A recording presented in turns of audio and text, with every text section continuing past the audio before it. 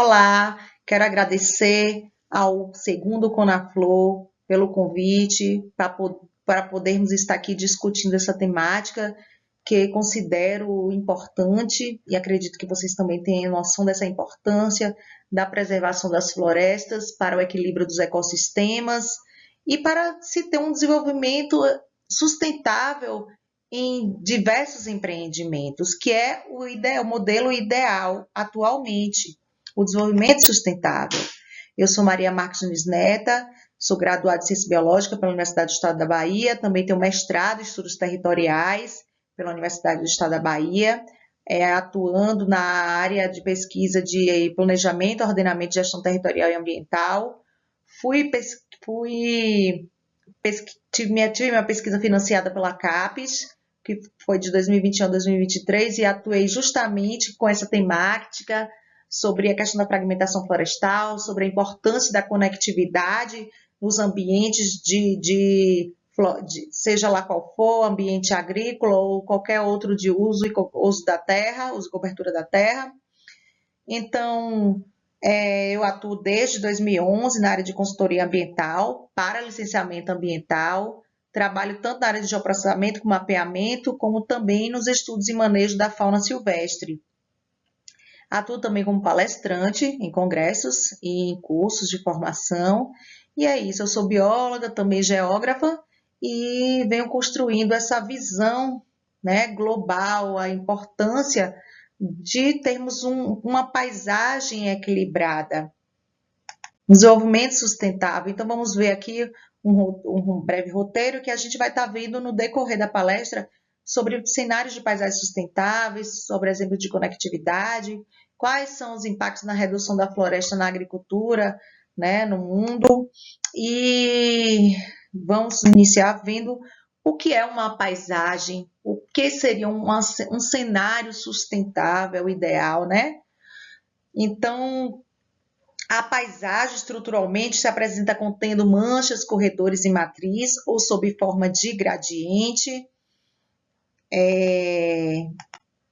Ela também é um mosaico heterogêneo, constituída de quê? Por unidades interativas.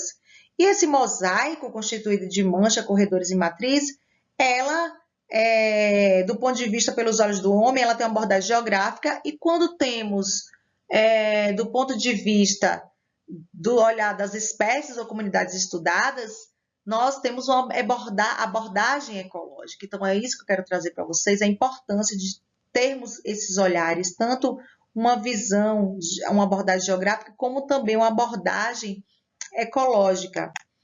E por que essa temática? Porque atualmente a conversão de terras em ecossistemas agrícolas representa 80% do desmatamento global.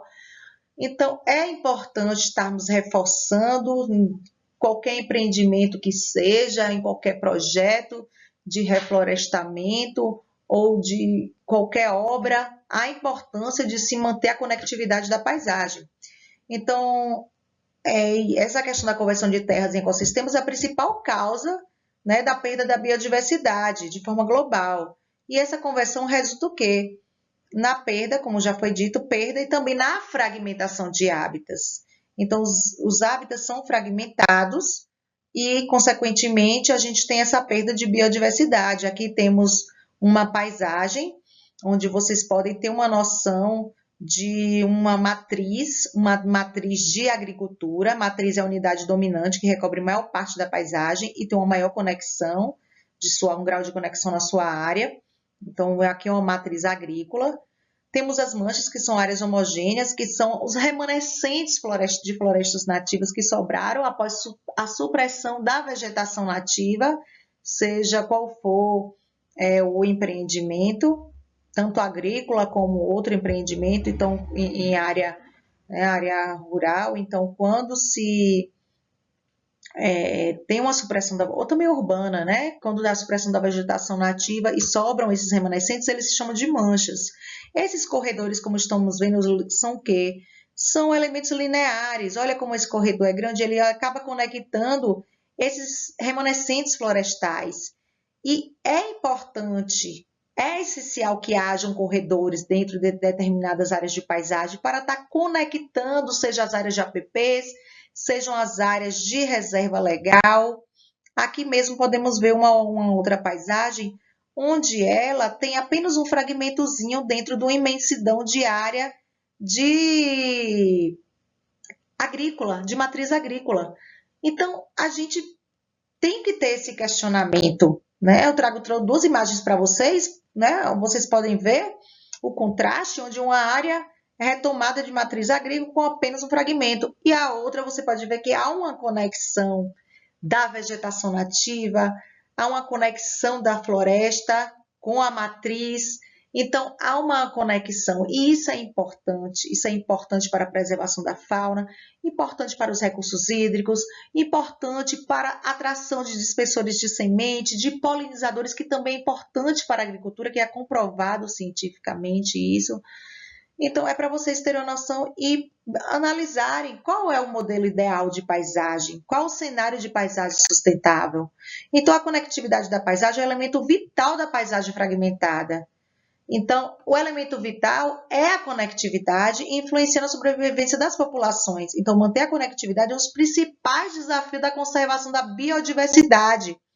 Então, como é que acontece um processo de fragmentação florestal? Eu trago esse modelinho que é de fragmentação nos estudos da LEPAC da USP. Então, vocês podem ver esse primeiro quadrado, onde há o primeiro processo de fragmentação. A parte azul seria florestas, e esse meiozinho houve o processo de fragmentação. No segunda imagem, já tem uma fragmentação que gerou 3 manchas de floresta.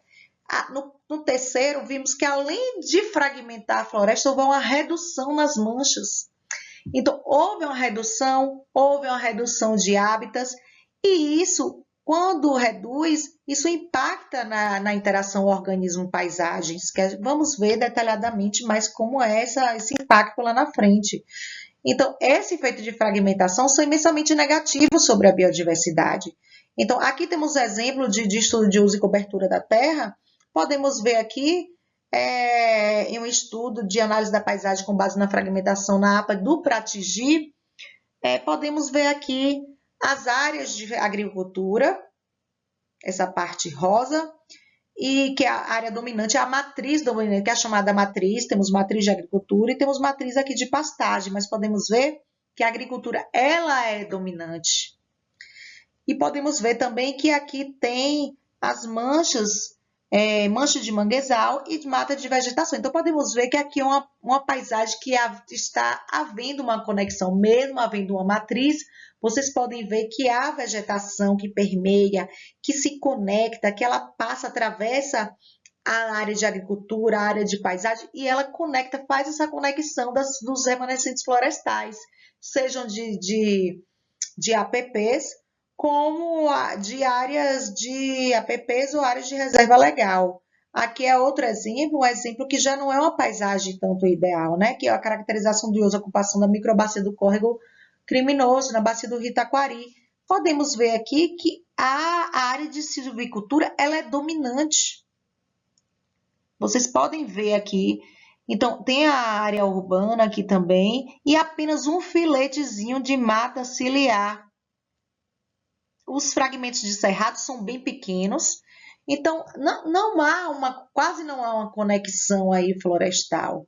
Então, vocês podem ver, começar para vocês perceberem qual é o modelo de cenário de paisagem ideal, que seja sustentável, que sustente a biodiversidade. E temos que entender que a partir do momento que a gente começa a suprimir a vegetação, nós temos que ter uma visão de paisagem. Qual o tamanho de uma área de vegetação nativa dentro de uma área de determinado empreendimento que você pode sustentar a biodiversidade? Então, segundo os estudos de André, em 1994, o limiar de fragmentação, o limiar crítico de fragmentação é 30% e abaixo dele, sendo que abaixo dessa quantidade de hábitat, além da perda, a distribuição do hábitat também exerce efeito sobre a redução populacional e a perda de diversidade biológica na paisagem. Então, por isso que é importante, vocês têm que ter uma noção, quando for implantar um empreendimento, ter uma noção do todo. Então, a agricultura de desenvolvimento transforma os ecossistemas florestais em paisagens modificadas pelo homem. Então, o manejo, segundo a Rui Rodrigues, que é um dos mentores da paisagem sustentável, autores, então ele fala desse manejo adequado de paisagens para se ter uma paisagem sustentável. Então, trago para vocês aqui dois modelinhos, né, de paisagem. Aqui nesse estudo, ele mostra que as espécies vegetais e animais se tornam mais raras, de menor porte, ou perdem sua função ambiental quando são desmatadas cerca de 2/3 da mata original. Então, na primeira imagem, a gente pode ver uma grande diversidade de biodiversidade, da fauna, da flora, porque tem mais de 40% de cobertura florestal, de florestal nativa. Já aqui nessa segunda imagem, temos menos de 40%. Então, você vê que a diversidade já vai diminuindo, já impacta a cadeia alimentar, várias espécies já vão sendo eliminadas deste ambiente a partir que você faz a supressão da vegetação nativa. Então, muitas espécies migram, outras acabam sendo sofrendo isolamento, outras chegam até a serem extintas. Então, a paisagem, segundo a Rodrigues, o paisagem de tamanho adequado deve conter maior ou igual a 40% da cobertura florestal, embora porcentagens mais altas são provavelmente necessárias nos trópicos. Então, como é que a gente pode saber quais são as espécies que são mais impactadas? Existem espécies que são chamadas espécies especialistas e aquelas generalistas. Então, qual é o impacto nesses tipos? Então, aqui temos exemplos de espécies especialistas, aquelas que têm como hábitat principal o interior da floresta. São muito mais impactadas de modo negativo pela perda florestal do que as espécies generalistas. Então, podemos ver essas espécies aí, como a arara, a azul, tamanduá-bandeira, né, a preguiça de coleira, e essas outras espécies, dentre outras, né, que também são impactadas, que elas sofrem, elas vivem no interior da floresta. Então, quanto maior a supressão da vegetação nativa, essas espécies, principalmente essas espécies que são arborícolas, elas vão sofrer mais ainda. Essas outras espécies que não são arborícolas, elas ainda acabam correndo com maior facilidade, acabam migrando para outras áreas, mas essas espécies que são extremamente arborícolas, né, essencialmente arborícola, elas são as que mais sofrem, como tem um exemplo, a preguiça de coleira. A preguiça de coleira mesmo, a gente pode ver aqui. Então, temos como esse exemplo a preguiça de coleira, como já foi dito, que ela é uma espécie especialista que é super sensível ao desmatamento florestal, justamente porque ela é uma espécie arborícola e ela sofre com o processo de fragmentação florestal. Então, ela está como ameaçada de extinção, ela é uma espécie que é endêmica da Mata Atlântica e é decorrente, sobretudo, de quê? De atividades da pecuária e atividades agrícolas. Então, temos duas espécies de preguiça de coleira, que é na Bahia e no Espírito Santo, que estão ameaçadas, que é a Bradipus citrinus, que ocorre no Espírito Santo e Rio de Janeiro, e a Bradipus torquatus, que é registrada na Bahia e em Sergipe. Então, elas são espécies que estão consideradas ameaçadas de extinção nas áreas de Mata Atlântica. E, segundo os dados científicos, é justamente por questões do uso da terra, por questões de pecuária e questões agrícolas nessas áreas de Mata Atlântica.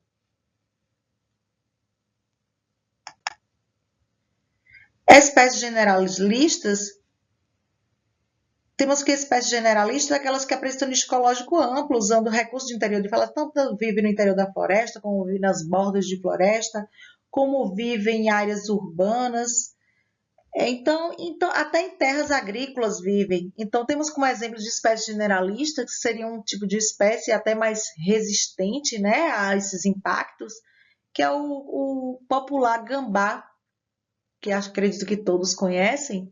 Vocês podem ver tanto na área urbana, em árvores, como também em áreas agrícolas, em fazendas, né? É comum vermos o gambá, que ele é muito importante, ele dispersa sementes, né? Quando ele come, ele vai dispersando. Então, ele ajuda também no reflorestamento das paisagens. Temos também esse micozinho, que ele também é outro que você vive tanto em ambientes urbanos, como você vê em ambientes de floresta. Então, são em ambientes generalistas. Para vocês entenderem os impactos e as espécies. Então, as estratégias para a elaboração de cenários de paisagens sustentáveis, segundo vários autores, é preservar, restaurar o máximo de floresta quanto possível, incorporação de terras produtivas e ecossistemas florestais, criar corredores ecológicos entre manchas ou fragmentos de florestas, como vimos, como que os corredores é um tipo de estrutura da paisagem, melhorar a qualidade dos manejos de matrizes agrícolas e entre os tipos, reduzindo a intensificação de pesticidas e também da caça, e a implementação de medidas para mitigar atropelamentos de animais selvagens. Sabemos que em diversos empreendimentos, seja agrícola ou outro tipo, as espécies acabam sendo atropeladas e também sofrendo durante o processo de supressão da vegetação. Muitas espécies morrem ali quando o trator está fazendo a supressão da vegetação. Muitas espécies são atropeladas, muitas espécies, elas acabam, e os pesticidas acabam também atingindo principalmente espécies como abelhas, que são grandes polinizadores, importantíssimo para a agricultura. Até saiu foi decretado agora que as abelhas também agora vão ser objeto de resgate durante manejos para licenciamento ambiental. Então, antes era apenas a fauna silvestre, a herpetofauna, a mastofauna, a avifauna, essas espécies. As insetos como abelhas não eram colocadas como animais de resgate, mas devido à sua importância, agora elas vão ser resgatadas. Então, temos exemplo aí, vocês que trabalham com cadastro ambiental rural, vocês terem essa visão. Quando vão fazer o cadastro ambiental rural, é importante, vocês vão escolher a área que está na lei, né, da lei do Código Florestal. É importante de vocês fazer essa conectividade das áreas de reserva legal, com as áreas de APP, com as áreas de unidades de conservação. É importante ter esse olhar. Não pensar de uma forma isolada, não, essa área que vamos escolher como reserva legal. Pensar de uma forma isolada. Então, tem na Lei 12.651 do Código Florestal, fala que é importante, na hora de escolher a área de reserva legal, levar em consideração o plano da bacia hidrográfica, o zoneamento ecológico, a formação de corredores ecológicos, que é o que estamos aqui, que é a pauta, né? A formação de corredores com outras áreas de reserva legal, com área de preservação permanente, com unidade de conservação. Então, vocês têm que ter esse olhar da preservação, as áreas de maior importância para a conservação de biodiversidade e as áreas de maior fragilidade ambiental. Então, hoje, as áreas de reserva legal precisa ser preservada obrigatoriamente, né? Com vegetação nativa. Então, o percentual vai variar de regiões, de biomas. Na Amazônia, é 80%. Em áreas de transição de Amazônia e Cerrado, 35%. No Cerrado, Mata Atlântica, Caatinga, Pantanal e Pampa, 20%. O que é 20%, gente? Dentro de uma área, de um imóvel rural, uma área de 100 hectares, sobrar 20% de floresta. Então, como já foi dito anteriormente, segundo os pesquisadores da área da ecologia, da paisagem, 20% ela não sustenta a biodiversidade. É muito pouco. Então, pelo menos esse mínimo aí tem de ser cumprido para poder preservar, mas é o mínimo, né? Que se pode fazer, porque o ideal seria que fossem áreas maiores. Então, os corredores ecológicos visam conectar as áreas fragmentadas, facilitar os movimentos de espécies e a dispersão das sementes, que já foi dito. Então, o novo Código Florestal tornou possível a junção das áreas de preservação permanente no cômputo das áreas de reserva legal, no cômputo da área de reserva legal, reduzindo para apenas 20% o percentual da área de floresta a ser preservada legalmente nos imóveis rurais situados na região de Mata Atlântica. Então, imagina, né? Essa junção aí da PP com a área de reserva legal. Então, mais ainda você perde biodiversidade. Então, tudo isso, gente, foi baseado em dados e pesquisas e estudos ao longo dos anos no impacto da biodiversidade. Então, por isso que é importante pensarmos de uma forma conjunta na questão do desenvolvimento sustentável. Quem trabalha com empreendimento em área de mineradora e que é engenheiro florestal, ou trabalha na outra área de engenharia, seja a área que for, na área ambiental, que essa temática que eu trago não é apenas para os engenheiros florestais, mas das pessoas que trabalham com os devidos empreendimentos e trabalham diretamente com o meio ambiente. Então, na hora que você for pensar fazer o PRAD, vocês também pensarem nessa conectividade das florestas, vocês pensarem na conexão.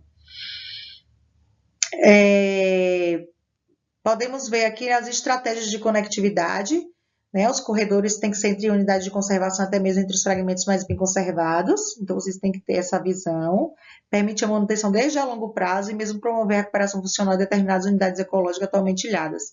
Então, às vezes existem ilhas ali, né? Há um isolamento geográfico de espécies, então vocês têm que fazer o possível para conectar, fazer um PRAD para restaurar, para fazer a conexão dessas áreas que já estão isoladas.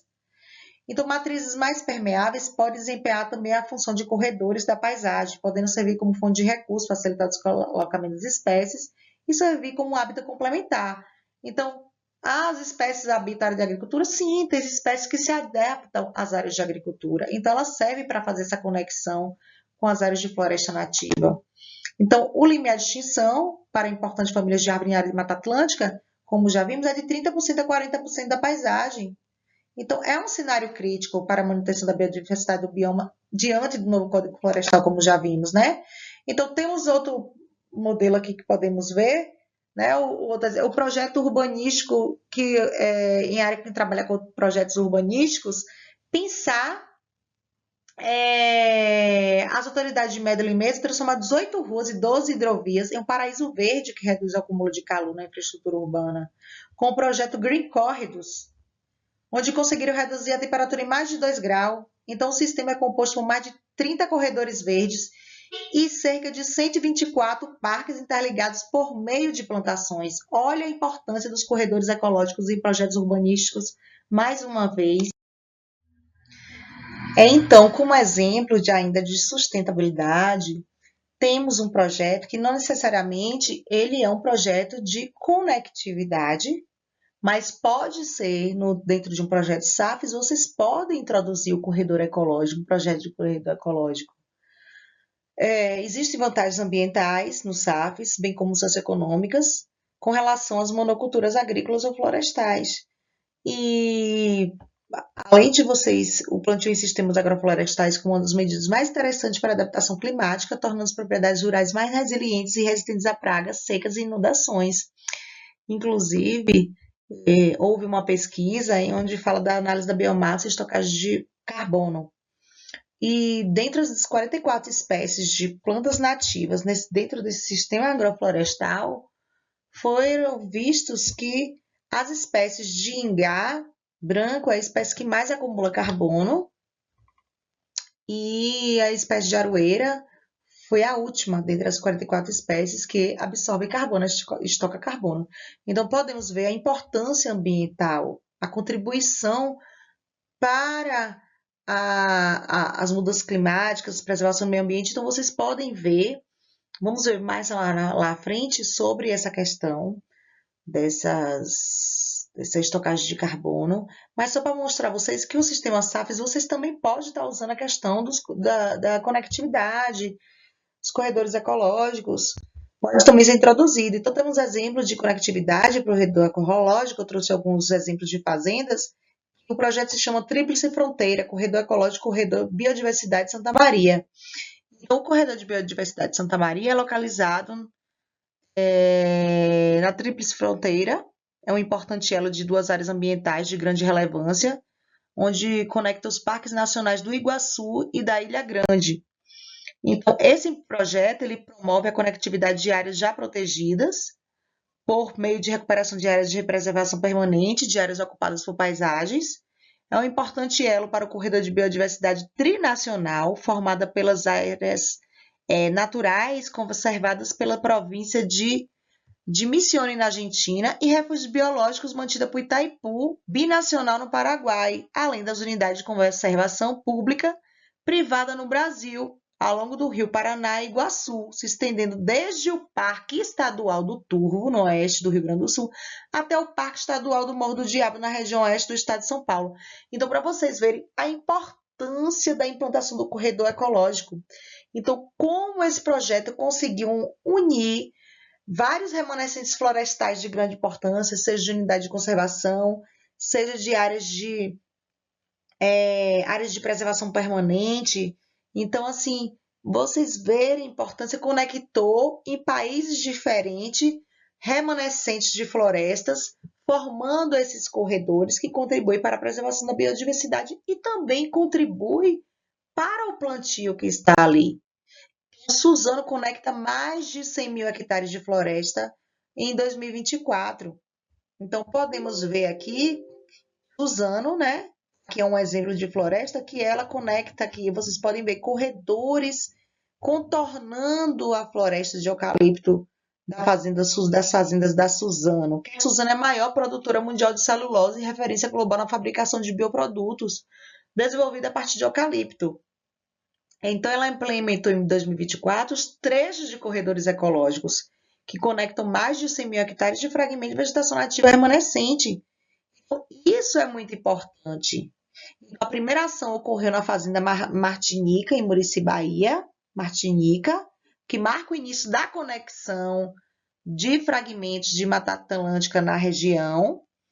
Então, o objetivo é conectar remanescentes florestais isolados e combater o efeito de borda, facilitando o fluxo gênico da fauna e também da flora. Então, como é que acontece essa ação? Ela aconteceu envolvendo o plantio de mudas nativas para restaurar as áreas de preservação permanente e reserva legal. Então, ela criou esses corredores contínuos de vegetação. Então, já estamos mostrando o exemplo do que falamos anteriormente, da importância, na hora de vocês fazerem o cadastro ambiental rural de uma fazenda, ter essa visão da paisagem, dessa conexão das APPs com as áreas de reserva legal, com as áreas de unidade de conservação. Então, a Suzano está fazendo isso nos seus projetos, nas suas plantações de eucalipto. Então, qual é o impacto disso? É essencial para a preservação de espécies ameaçadas, corredores ecológicos auxiliam na manutenção dos ecossistemas e conecta áreas de Mata Atlântica. Então, essa ação está alinhada com o compromisso da campanha de conectar até 2030 meio milhão de hectares de áreas prioritárias para a conservação da biodiversidade do Cerrado, Mata Atlântica e a Amazônia. Para vocês verem a importância. Então, aqui na Bahia, o objetivo da Suzano é conectar importantes áreas de florestas nativas no município de Alcobaça, Caravela, Murici, Nova Viçosa, Prado, Teixeira de Freitas, Vereda, Itamaraju e Porto Seguro. Nós temos outros exemplos de corredores ecológicos na Fazenda Trijunção. Essa Fazenda Trijunção ela é localizada na fronteira entre Bahia, Goiás e Minas Gerais. Olha o tamanho desse corredor ecológico. Então, em contraste com o avanço do agronegócio na região, a fazenda ela foi fundada em 1995 com o propósito de investir em atividades produtivas sustentáveis, aliadas à melhoria da qualidade de vida das comunidades no seu entorno e iniciativa de conservação da biodiversidade. Então, a Fazenda Trijunção ela forma um corredor ecológico com o Parque Nacional Grande Sertão Veredas. Diante desses exemplos que foram vistos, dos conceitos, né, temos que ver também a questão dos impactos. Quais são os impactos com a redução da floresta na agricultura no mundo? Então, como já citamos anteriormente, falamos da importância da estocagem de carbono, da absorção de carbono pelas florestas e o desmatamento de terras e florestas contribui para a concentração de dióxido de carbono na atmosfera. A agropecuária emite 20% dos gases do efeito estufa.